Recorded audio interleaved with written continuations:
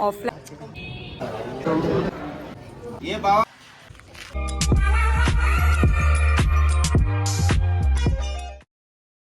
तो ये गाइस अभी बस में आरती ख़त्म हो चुकी है और हम लोग बाहर निकल चुके हैं। It's a very long story के अंदर क्या हुआ, कैसे धक्का मुक्की हुई, कितना मतलब ना इंसाफ हुआ थे लोगों के साथ, तो मैं आपको बाद में जाके बताऊंगी। अभी एक्चुअली फ़ोन जमा कर लिया था तो अभी हम फ़ोन लेने जा रहे हैं। तो जैसे कि मैंने आपको बोला कि मैं आपको पूरी स्टोरी बताऊंगी कि मेरे साथ क्या हुआ, हमारे साथ क्या हुआ। तो सबसे पहले मैं इस चीज़ से शुरू करती हूँ कि महाकालेश्वर में भस्म आरती करके एक आरती होती है। उसके पीछे का रीज़न ये है कि शिव जी ने यहाँ पे दूषण को बहुत बार चेतावनी दी थी कि वो सुधर जाए और वो लोगों को परेशान ना करे, लेकिन दूषण ने नहीं सुना। तो यहाँ पे शिव जी ने अपना महाकाल का रूप लिया था और क्रोधित हो गए थे और उन्होंने दूषण को भस्म कर दिया था। और उसके बाद में दूषण का जो भस्म था, उस भस्म से शिव जी ने खुद का श्रृंगार किया था। इसके लिए माना जाता है आज भी, मतलब जब आरती होती है मॉर्निंग में 5:30 को आज आरती शुरू हुई। वैसे 4:30 कहा गया था पर 4:30 को नहीं हुई, 5:30 के साइड हुई। तो जब भी मंदिर खुलता है रोज़ मॉर्निंग में, तो हर दिन भस्म आरती होती है। पहले शिव जी को भस्म से उनकी आरती की जाती है, उनका श्रृंगार किया जाता है, उसके बाद ही कोई भी भक्त दर्शन कर सकते हैं। और यहाँ पे भस्म आरती की जो बुकिंग होती है वो एग्जैक्टली 30 डेज़ पहले खुलती है।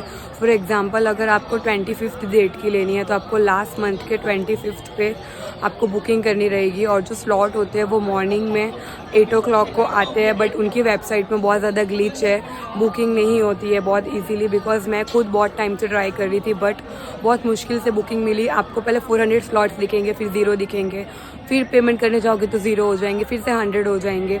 ऐसा सब है, मतलब बहुत ग्लिच है उनकी वेबसाइट पे। बट लकीली अगर आपका बुक हो जाए तो आप अटेंड कर सकते हो। और यहाँ का एक ड्रेस कोड है भस्म आरती के वक्त पहनने का, वो है वुमेन के लिए है साड़ी और मैन होते हैं उनके लिए धोती और वो। लेकिन ये जो रूल है वो रूल तभी है जब आप जल अभिषेक कर रहे हो, मतलब अलग से 1100 रुपीज़ की बुकिंग होती है जल अभिषेक की। जब आप शिवलिंग पे जल अभिषेक करते हो तब साड़ी पहनना कंपलसरी है। लेकिन लोग का ऐसा हो गया, मतलब आप वेबसाइट पे पढ़ोगे या मैंने खुद वेबसाइट पे पढ़ा और बहुत लोगों ने कहा था कि भस्म आरती के वक्त कंपलसरी है। बट जब हम यहाँ आए और कुछ लोग ने हमें बताया कि भस्म आरती के वक्त बिल्कुल कंपलसरी नहीं है साड़ी और मैन लोगों को धोती। सिर्फ जब आप अंदर गर्भगृह में जा रहे हो जहाँ पे शिवलिंग है वहाँ पे आप मतलब नहीं पहन सकते, लाइक ड्रेस और वो सब। आपको तब साड़ी कंपलसरी है और मैन लोग को धोती कंपलसरी है। तो अगर आप भस्म आरती में आने वाले हो, आप साड़ी नहीं पहन सकते तो आप आराम से सूट वो सब पहन सकते हो। और भस्म आरती की बुकिंग चार्जेस है 200 रुपीज़ और ऑफलाइन भी यहाँ पे मिलती है। जैसे कि आपको 22 की लेनी है तो 21 को यहाँ पे महाकालेश्वर में आके एक काउंटर है, वहाँ से आप खरीद सकते हो। लेकिन वहाँ बहुत ज़्यादा लाइन रहेगी, तो उससे बेटर है अभी जो इंसान बाहर से आ रहा है वो थोड़ी एक दिन पहले आके यहाँ खरीदेगा। इसके लिए बेटर है ऑनलाइन ऑप्शन। मैं आपको जो लिंक है वो मेंशन कर दूँगी, अगर आपको बुकिंग करनी है तो आप उस पर से कर सकते हो। 8 o'clock को स्लॉट आता है और 1 month एडवांस आपको करना रहेगा। और स्टोरी में तो हमारे साथ ये हुआ कि जो हमारी टिकट थी उस पर लिखा था कि 1 से 3 बजे का टाइम है और हमको सुनने में आया था कि 4 या 4:30 को आरती हो जाती है। लेकिन भाई इतनी ज़्यादा भीड़ रहती है, हम 1:30 को पहुंच गए थे, उसके बावजूद भी हम एकदम पीछे वाले लाइन में पहुंच गए थे, मतलब बहुत ही ज़्यादा भीड़ थी। और उसके बाद आरती कुछ हुई 5:30 या 6 के अराउंड ही हुई। उसके बाद में जैसे ही आरती हुई तो सब लोग को मतलब अंदर लेके जा रहे थे, तो उन्होंने टिकट इतनी ज़्यादा सेल कर दी थी कि मतलब लोगों को, आधे लोगों को तो टीवी में ही देखना पड़ा। बहुत कम लोग थे जिन्होंने लाइव देखा होगा। तो अगर आपको लाइव ही देखना है तो अलग से एक ऑप्शन भी होता है कि आप लाइव देख सकते हो। तो इट्स बेटर कि आप अगर आने वाले हो तो आप 12 बजे एकदम जल्दी आ जाओ, ताकि आप एकदम स्टार्टिंग में बैठ जाओ और आपको सब कुछ दिख जाए, मतलब लाइव आती। नहीं तो फिर आप आराम से टीवी में देखो, बिकॉज हमने टीवी में ही देखी है। बाकी मैंने आप लोग के लिए रिकॉर्ड किया है तो आप मेरे ब्लॉग में भी देख सकते हो। और एक और चीज़ आपको मैं बताना ये भूल गई कि जैसे ही हमने अंदर एंटर किया था तो 2 लाइन थी, एक थी VIP, एक थी VVIP, आई डोंट नो क्या था वो, और एक हमारी नॉर्मल लाइन थी। तो ये बहुत अनफेयर है, मतलब भगवान के लिए हर एक इंसान इक्वल होना चाहिए। और VIP VVIP क्या होता है भाई, वेरी वेरी इंपॉर्टेंट। ये कोई फेयर नहीं, हम भी पैसे लेके आते हैं, वो पता नहीं अपनी पहचान लेके आते हैं। तो ये सब नहीं होना चाहिए, ये मुझे बहुत अनफेयर लगता है। बिकॉज इट्स नॉट, मतलब फिर वही हुआ ना कि वो लोग बीच में घुस गए, हम भी तो खड़े थे तब से, तो ये चीज़ बहुत वो होती है। और फर्स्ट ऑफ ऑल यही कि अगर आपको आगे बैठना है तो आपको 12 बजे से लाइन में आके बैठ जाना है। तो आप फॉर श्योर जहाँ पे गर्भगृह का जो गेट है उसके आप सामने बैठोगे तो आपको दिख जाएगा।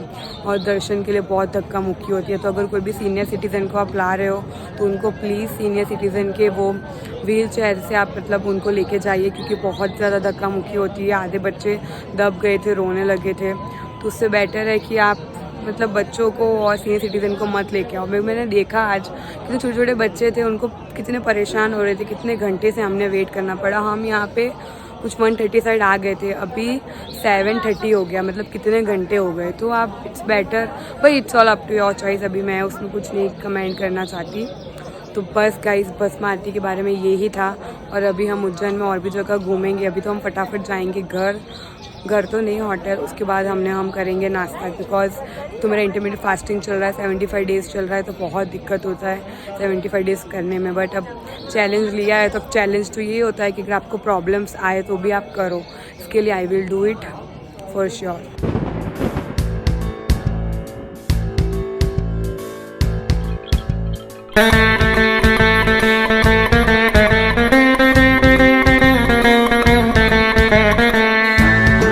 ये पूरा आरओ का मतलब फैसिलिटी है यहाँ पे, पूरा इनॉग्रेशन हुआ है, नया ही खुला है, तो बहुत सारा पानी पी लो। तो बस गाइज, अभी हम निकल रहे हैं होटल के लिए, बहुत ज़्यादा थक गए हैं। फिर वहाँ चल के करते हैं ब्रेकफास्ट। तो हम लोग मंदिर से डायरेक्ट ऊपर रूम में नहीं गए, हम लोग यहाँ पे ब्रेकफास्ट करने आ गए, क्योंकि ब्रेकफास्ट करने का टाइम भी हो गया था। 8:30 से ब्रेकफास्ट मिलता है, तो ब्रेकफास्ट भी लग चुका है। बस आपको दिखाती हूँ क्या क्या है। और मैं तो हेल्दी चीज़ ही खा पाऊँगी, जैसे कि इडली हो गया, फ्रूट्स हो गया, जूस हो गया। 75 डे जो है कोई नहीं, बट इंटरमीडिएट फास्टिंग भी है साथ में चालू, इसके लिए कोई प्रॉब्लम नहीं, मुझे खाने में कोई दुख नहीं होगा।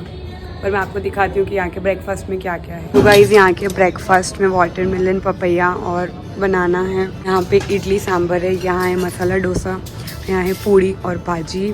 ये है स्वीट्स में गुलाब जामुन, जो कि मैं नहीं खा सकती। ये है उपमा, और ये है स्पेशल पोहे सेव के साथ खाओ। और ये है गुजराती खमण। यहाँ पे है कॉर्नफ्लेक्स। ये रहा यहाँ कॉफ़ी और टी। और ये मेरे पापा ब्रेकफास्ट लेते हुए पता नहीं क्या ले रहे हैं, और मम्मी ले चुकी है। मैं भी फटाफट मेरे हेल्दी ऑप्शंस ले लेती हूँ, फ्रूट्स ले लेती हूँ, इडली ले लेती हूँ, और तो कुछ है नहीं मेरे लायक, वो सब ले लेती हूँ, फटाफट खा लेती हूँ। बहुत भूख लगी है, रात के 11:30 से जगे हुए हैं हम लोग। गाइस, ये है मेरा ब्रेकफास्ट हेल्दी जो कि मैं खा सकती हूँ, जो जंक में नहीं आता है, तो फटाफट खाती हूँ। तो गाइस, ब्रेकफास्ट करके हम लोग आ गए थे। उसके बाद में इतनी ज़्यादा नींद आ रही थी, क्योंकि 12 बजे के हम लोग उठे हुए थे, तो हम डायरेक्ट सो गए थे। अभी मैं फिर से रेडी हो गई हूँ, और अभी हम लोग निकल रहे हैं उज्जैन में टूर करने के लिए। महाकालेश्वर ज्योतिर्लिंग तो हमारा हो गया, उसके अलावा यहाँ पे जितने भी मंदिर है, जो भी फेमस जगह है, एक है काल भैरव करके, जिसके लिए मैं बहुत एक्साइटेड हूँ। बहुत फेमस जगह है, तो जितने भी उज्जैन में हैं वो हम सब कवर करेंगे आज। तो गाइज, अभी हमने शुरू किया है हमारी पहली प्लेस घूमना। तो हम सबसे पहले आए हैं श्री चिंतामणि गणेश मंदिर, जो कि यहाँ बहुत ज़्यादा फेमस है। तो चलो चलते हैं अंदर। ये मंदिर का नाम चिंतामन गणेश मंदिर है। ये मंदिर महाकाल मंदिर से कुछ 8 किलोमीटर दूर है।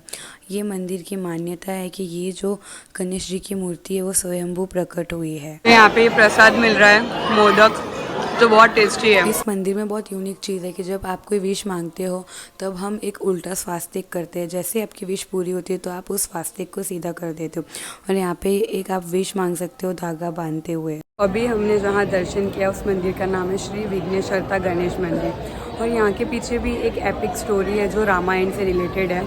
तो रामायण के वक्त जब लक्ष्मण, सीता और राम जी जब वो वनवास के लिए निकले थे, तो उन्होंने उज्जैन में इस जगह पे विश्राम किया था।